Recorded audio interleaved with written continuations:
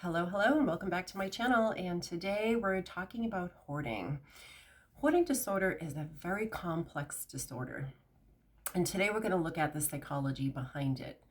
And what I want people to know is the number one emotion that hoarders typically feel and carry is a sense of shame.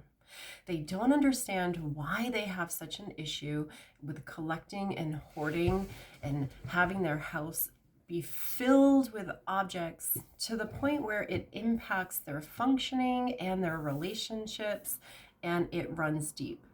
So let's look at some of the reasons why somebody might develop this condition in the first place. And there are common denominators in a lot of the cases. So the first one is often grief and loss. So unresolved grief and loss can look like a relationship that ended, a loved one passed away, maybe they lost their job, maybe they've retired and they don't feel like they have a sense of purpose. So there's often this common thread. In the hoarding cases that I have had, it's often multiple losses that have kind of compiled one on top of the other. And over time, the person uses objects in their home, objects that they collect as a sense of emotional support. So that's important. So an object to them has an emotional value to it, and it goes even deeper. So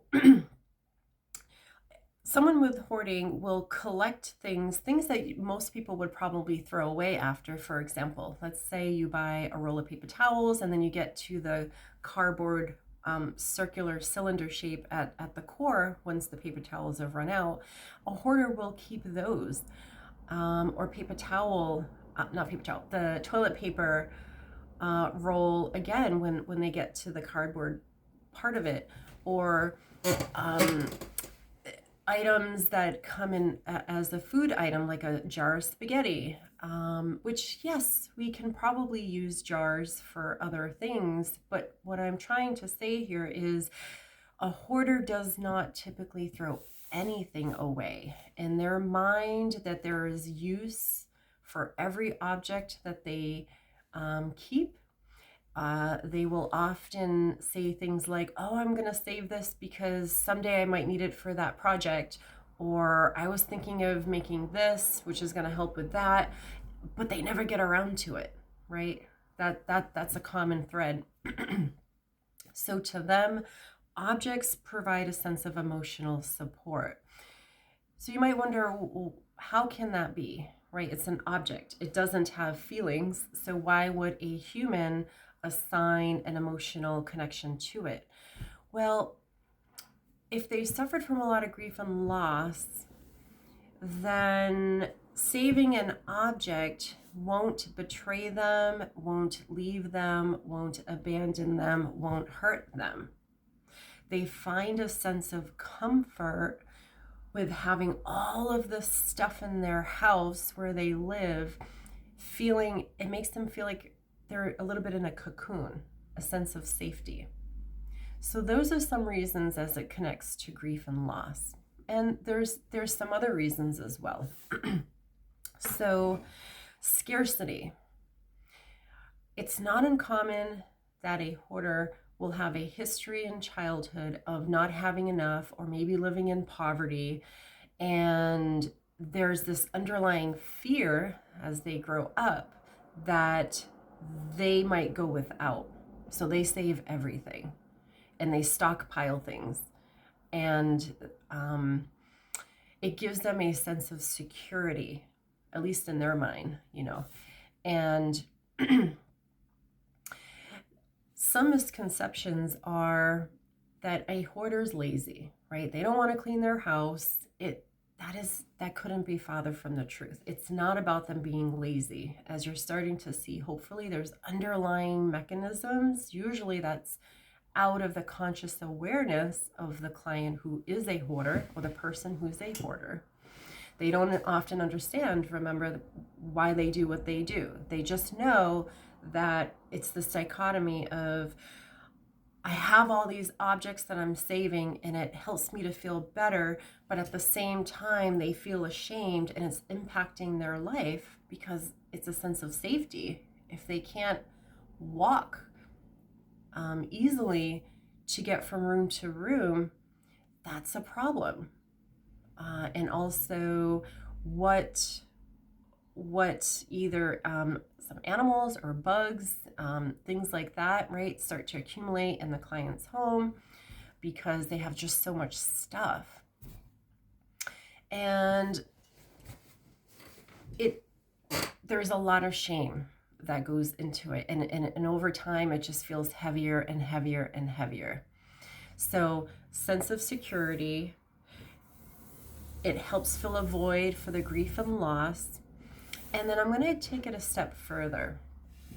It's not uncommon that somebody has a hoarding disorder and low self-esteem.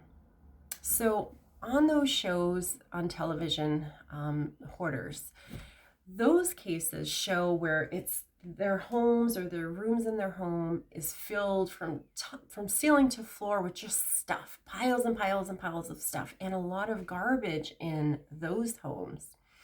And so people think, why don't they just throw the garbage out, right? That's what makes sense. Throw the garbage out. But for somebody with a hoarding disorder who has extremely low self-esteem, in their mind, throwing out that piece of trash, it's symbolic to them as if they're throwing a part of themselves out, as if they're not worthy or have value themselves. That's the psychology behind a lot of the hoarding. If you think about that, they feel like they're throwing a piece of themselves out. So to discard the garbage is to discard themselves. They're not going to do that. They don't want to do that because that doesn't feel good. So what do? They keep it, and they pile it, and they accumulate and collect. Are you starting to see how this works? What also complicates a hoarding disorder is if somebody has ADHD.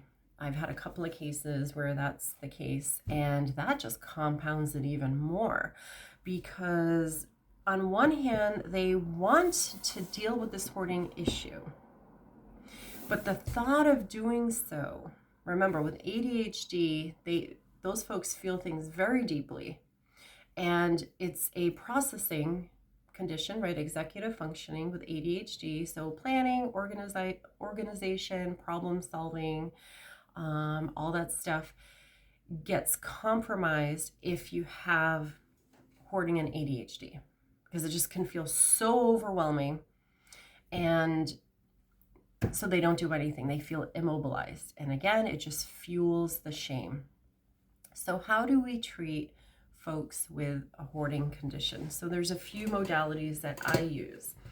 CBT, but CBT only goes so far. CBT is challenging those cognitive distortions, so all or nothing thinking, catastrophizing, fortune telling, those types of things. So some CBT, definitely. But I also use a lot of EMDR, because that's where we can start to peel the layers back and get to the underlying roots of what's the core belief that the person's carrying. We also look at what are the variables or the traumas or adversities in their life, those patterns that contributed to the onset of hoarding disorder. And then we can start to reprocess those memories to target the core belief. And that's really helpful because we can break it down with EMDR. So somebody with like ADHD, we can take a specific piece of the hoarding, like a future template, right? So imagining that you're going to go into the room and start to organize that room. What does that feel like? Just thinking about it. Oh, it feels anxiety. I feel some panic. Okay, so we can target that and bring in some other modalities as well, right? So somatic therapy, CBT, EMDR, those are the ones that I have found to be successful. So I hope you found this video interesting.